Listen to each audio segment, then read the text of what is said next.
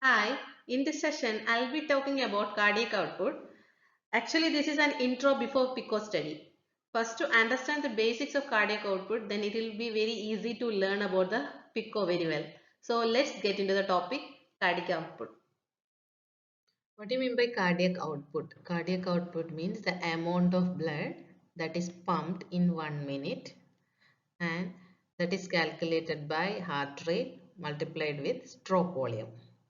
Then what is heart rate? The number of beats per minute, and the stroke volume is the amount of blood which is pumped in one beat.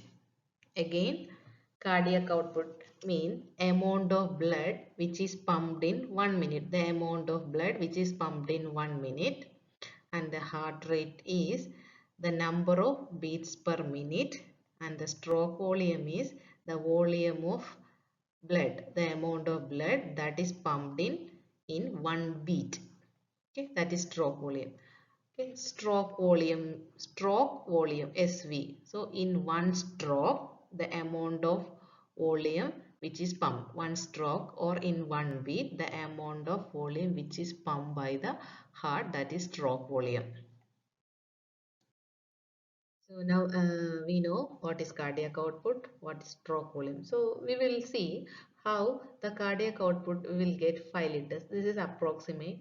It's like ranges from 5 to 7 liters. So as we know, cardiac output is the heart rate multiplied by the stroke volume. So the heart rate for the normal healthy person, that is around 70 to 80. So next one is stroke volume. The stroke volume, it will be like 70 ml approximately. So we will be multiplying 70 into 70. That is 490 it will come. So approximately 5 liters. Sometimes it will be like heart rate will be going to 80. Then the stroke volume also it will be 80, 85. So we will be calculating accordingly. So cardiac output anyhow it will be like ranging from 4 to 7 normally.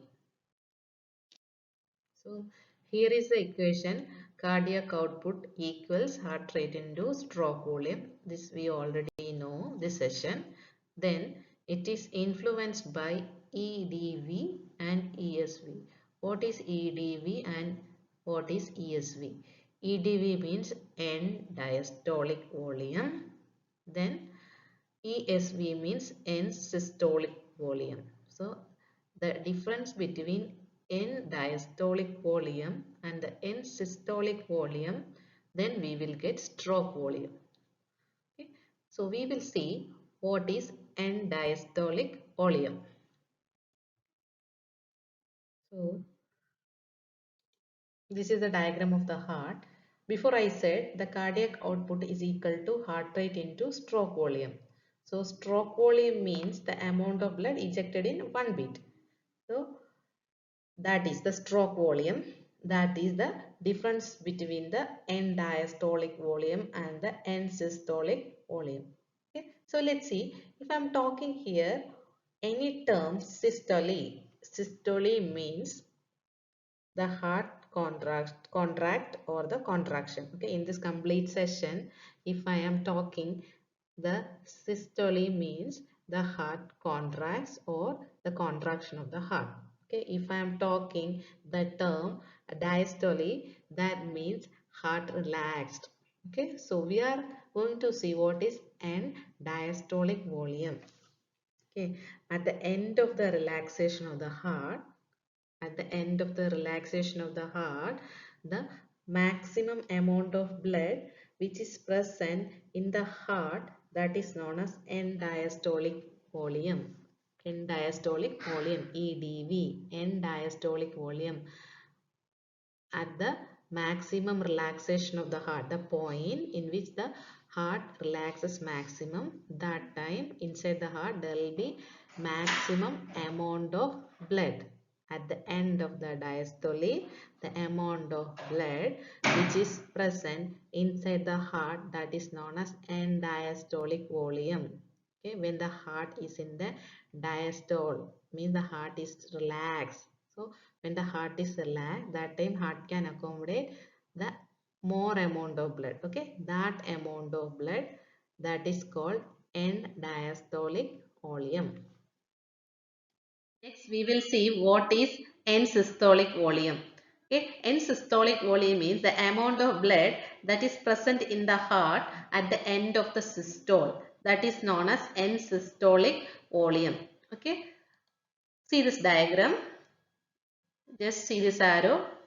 It means heart contracts. Okay, I am not a good drawer, still you can understand this is a heart and this is aorta. So when the heart contracts, the amount of blood which was present, that is end diastolic volume. See here, the heart is relaxed. So I just put arrow like this.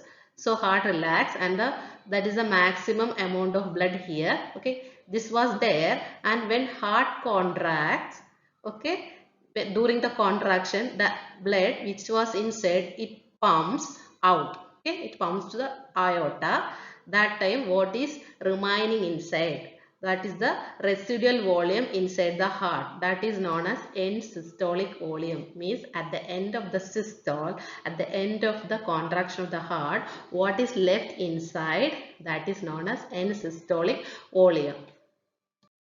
Now everybody got the maximum amount of blood which is present in the heart, that is end diastolic volume, that minus what is remaining inside the heart, or that is residual in the heart, then we will get the stroke volume. So that is this equation, stroke volume minus end diastolic volume minus end systolic volume. Once again, the cardiac output, that is a product of heart rate and the stroke volume. The stroke volume, which is a difference between the end diastolic volume and the end systolic volume. These two are affected. The end systolic and diastolic volume affected by the contractility and the preload and afterload. So these three things again affect the stroke volume. So we will see one by one the contractility, preload and afterload. So contractility. What do you mean by contractility? Contractility means the forceful contraction. The forceful contraction of the heart, that is known as contractility. So the harder the heart contract and the more the volume of the blood will be ejected from the heart. So that is determined by the heart muscles. The heart muscles contract very powerfully or more hard, then the volume of the blood that is ejected from the heart is increases. So the amount of blood that ejected from the heart increases, the stroke volume also increases. So let's see what is preload. Preload, that is one of the factor which influences the stroke volume. So when the heart is in diastole, so when the heart is relaxed, the heart can accommodate the maximum amount of blood. See, the maximum amount of the blood can accommodated by the heart during diastole. Okay, so at the end of the diastole, the maximum amount of the blood which is filled inside the heart, that is called end diastolic volume. Okay, that time the walls of the heart that stretches. See, I draw this one, stretching. Okay, the walls of the heart that stretches. The maximum stretching of the walls of the ventricle, that is known as preload. Okay, the maximum stretching of the walls of the ventricles to accommodate the maximum amount of blood during diastole. That force, the stretching force, that is known as preload. Load, just remember, it is a force, it is a stretching force. Okay, just remember to understand like this. Preload, it is a stretching force. What it stretches? It stretches the walls of the ventricle to accommodate the maximum amount of blood during diastole. Okay, that stretching force, that is called preload. That is for just to remember.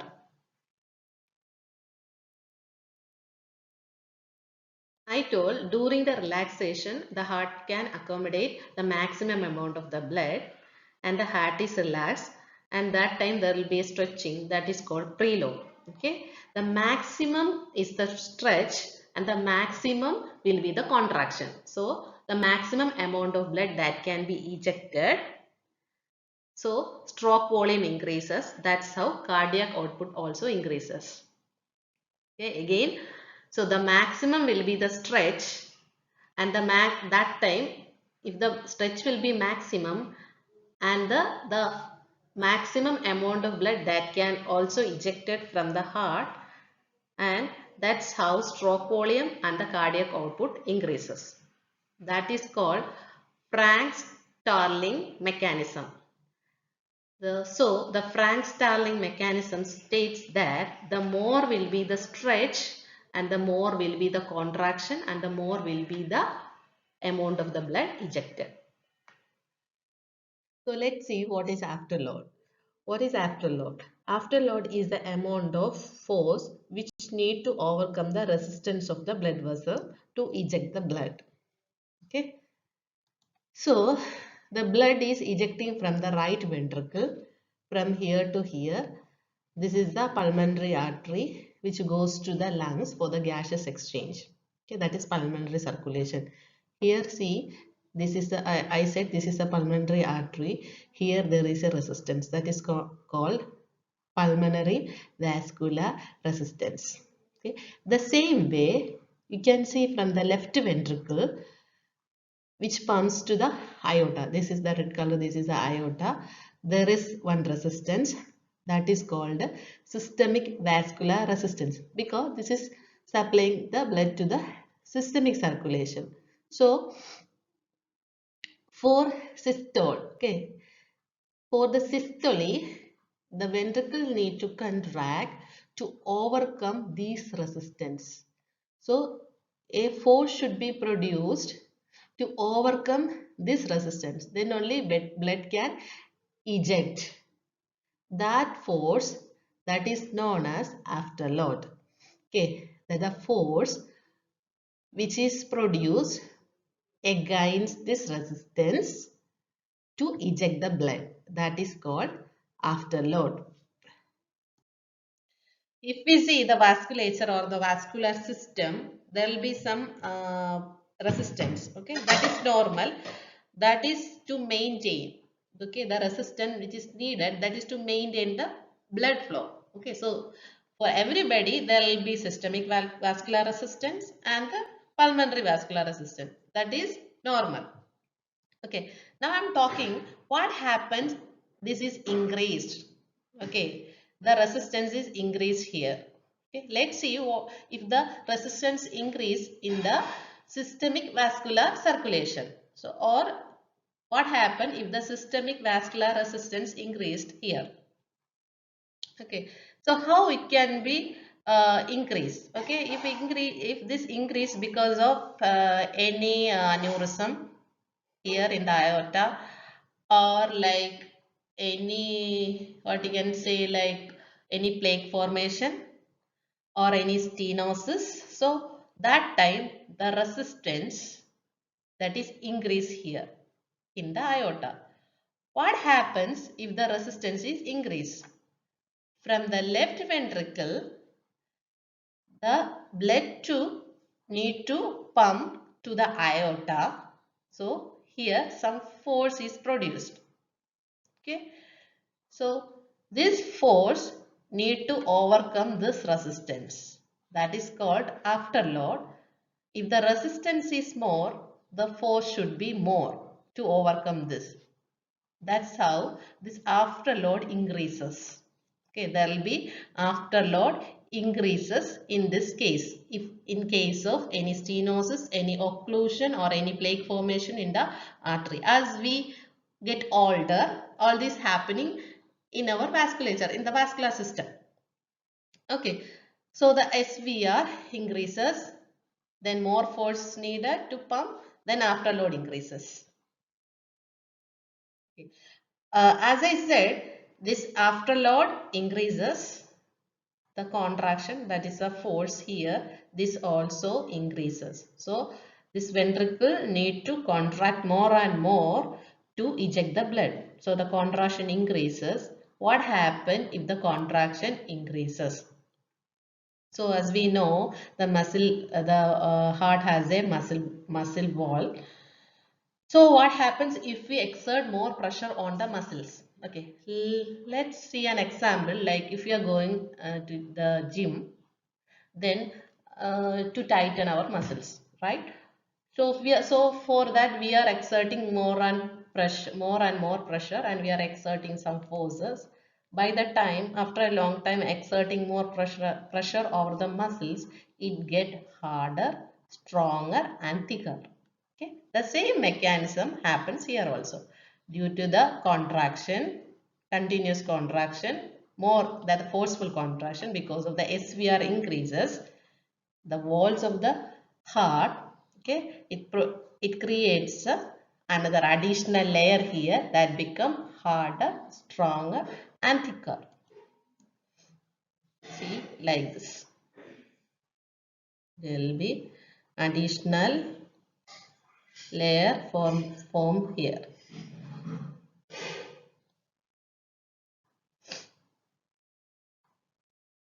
Okay.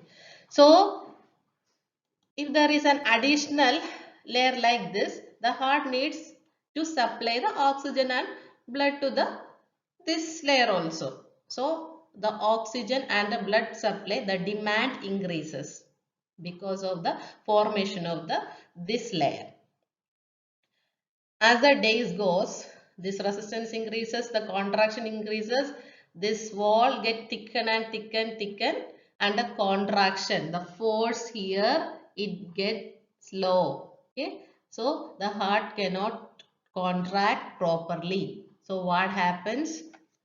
Cardiac output decreases because the stroke volume, the ejection of the blood, that is okay. If the contraction is coming less because of the wall thickened, that's why the amount of blood that is coming out per beat, or the amount of blood which is coming from the heart, that is decreased. So the cardiac output also decrease. That time we call this as heart failure. So in this session we saw about the cardiac output, that is the amount of blood that is ejected from the heart in 1 minute. Normally it is around 4 to 6 liters or 7 liters, and that is influenced by the heart rate and the stroke volume. Heart rate, the number of beats per minute, and the stroke volume, the amount of blood that is pumped in each beat. It is influenced by end diastolic volume and systolic volume. The end diastolic volume means that is the maximum filling of the heart, and the end systolic volume means after the ejection what is left over in the heart, the left volume in the heart. So the difference between end diastolic and end systolic, it will give you stroke volume, that is influenced again by the contractility, that is a forceful contraction of the heart. Again preload and afterload. Preload means it is nothing but stretching force. The maximum is the stretching, the maximum will be the ejection of the blood. That's the Frank Starling mechanism. Then the afterload means that is a resistance. Okay, there is a resistance in the blood vessel that need to overcome by the ventricles to pump the blood. So ventricle has to exert a force, that is called afterload. So how these are influencing each other. So I think okay, this is sufficient regarding the cardiac output. Next we will see about the PICO study. Okay, so to understand PICO study, we need to understand all these things very well. Hi, I am Sandhya here, working as a critical care nurse, signing off from this session, and will be back soon with another topic. Thanks for watching.